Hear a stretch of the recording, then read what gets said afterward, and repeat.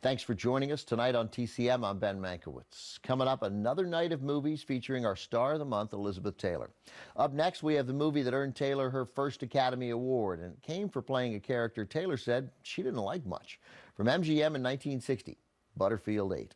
The title refers to a telephone exchange on the Upper East Side in New York. That's where Taylor's character lives. She's a model by day, and at night, she's as close to a call girl as the production code would allow in 1960. But everything changes when she falls in love with a married man played by Lawrence Harvey. Taylor didn't like the Butterfield 8 storyline. She called her character, quote, a sick nymphomaniac. But MGM had Taylor over a barrel. She owed the studio one more movie under an old contract, and MGM would not release Taylor to go make Cleopatra and collect the $1 million salary that went with it until she shot this film. So Taylor made Butterfield 8, but she set several conditions.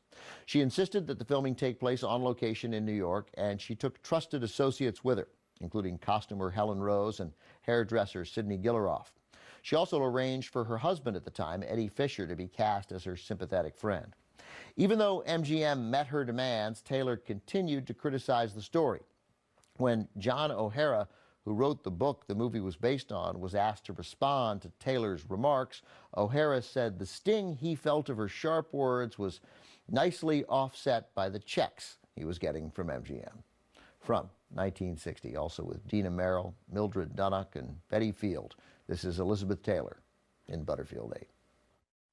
Elizabeth Taylor's Oscar nomination for Butterfield 8 was her fourth in a row, beginning with Raintree County, continuing with Cat on a Hot Tin Roof, and suddenly last summer. This was her first win, though, and there was speculation that Taylor's victory was as much out of sympathy as recognition of her performance. Taylor had just recovered from pneumonia. She still had a visible tracheotomy scar when she accepted the award. The Oscar was also seen as a symbol that the Hollywood community had forgiven Taylor for an affair with Eddie Fisher, who left his wife, Debbie Reynolds, to marry Taylor, and Taylor and Reynolds were friends. I feel like Hollywood was like, can we forgive Elizabeth Taylor and Eddie Fisher? Oh, wait a minute. Everybody in this room is having an affair.